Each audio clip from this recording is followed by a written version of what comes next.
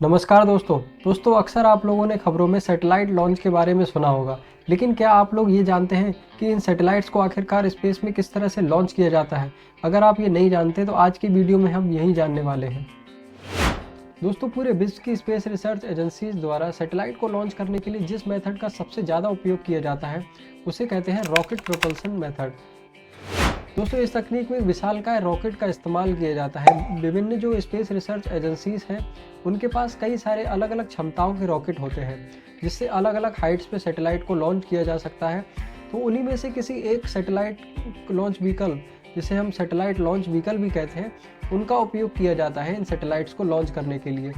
दोस्तों, ये जो सैटेलाइट लॉन्च व्हीकल होते हैं, इन्हें रॉकेट्स में जो सैटेलाइट होती है उसको उनके सबसे ऊपरी भाग में रखा जाता है, क्योंकि ये जो लॉन्च व्हीकल होते हैं कई चरणों में डिवाइडेड होते हैं और इनको क्रमवार तरीके से इनको बर्न किया जाता है। दोस्तों, ये जो रॉकेट्स होते हैं वो न्यूटन के तीसरे नियम पर काम करते हैं। न्यूटन का तीसरा नियम बताता है कि अगर किसी वस्तु के द्वारा किसी एक दिशा में अगर जितना बल लगाया जाएगा उसके विपरीत दिशा में उतना ही फोर्स लगता है।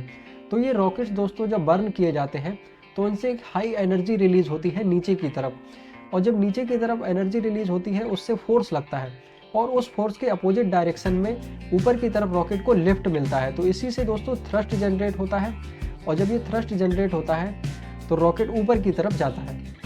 दोस्तों, यहाँ एक बहुत ही ज़रूरी बात ध्यान रखने की ये है कि जब ये रॉकेट थ्रस्ट ऊपर की तरफ लगाते हैं तो इन पर जो हमारी पृथ्वी है उससे ग्रेविटेशनल फोर्स काम करता है, यानी कि रॉकेट को पृथ्वी का जो गुरुत्वाकर्षण बल है वो नीचे की तरफ खींचता है।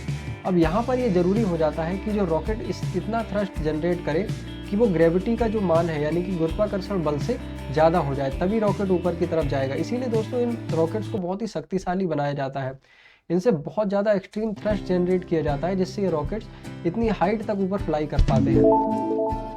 तो दोस्तों, इस तरह से ये सैटेलाइट लॉन्च व्हीकल एक हैवी एनर्जी प्रोड्यूस करते हुए, हैवी थ्रस्ट प्रोड्यूस करते हुए ऊपर की तरफ आगे बढ़ता है और अलग अलग चरणों में बर्नआउट होते हुए ये अपनी निर्धारित ऑर्बिट की ओर आगे बढ़ता है। जिस ऑर्बिट में उसको सैटेलाइट लॉन्च करना होता है उसके पास दोस्तों ये पहुंचकर अपनी स्पीड को मेंटेन करता है ताकि वो सैटेलाइट को एक निश्चित मोमेंटम पे ऑर्बिट में स्थापित कर सके। दोस्तों, यहाँ पर लॉन्च व्हीकल को ऑर्बिट की तरफ थोड़ा सा टिल्ट किया जाता है और एक निश्चित मोमेंटम स्टेब्लिश किया जाता है जिसके द्वारा सैटेलाइट को वहाँ पर स्थापित कर दिया जाए। और जब एक दोस्तों निश्चित मोमेंटम मिल जाता है जिसमें सैटेलाइट को ऑर्बिट में स्थापित करना होता है, फिर जो सैटेलाइट होती है उसको जो लॉन्च व्हीकल होता है उससे सेपरेट कर दिए जाते हैं, अलग कर दिया जाता है। फिर वो सैटेलाइट आगे की तरफ बढ़ते हुए ऑर्बिट में स्थापित हो जाता है और एक लंबे समय तक वहाँ पर रहता है।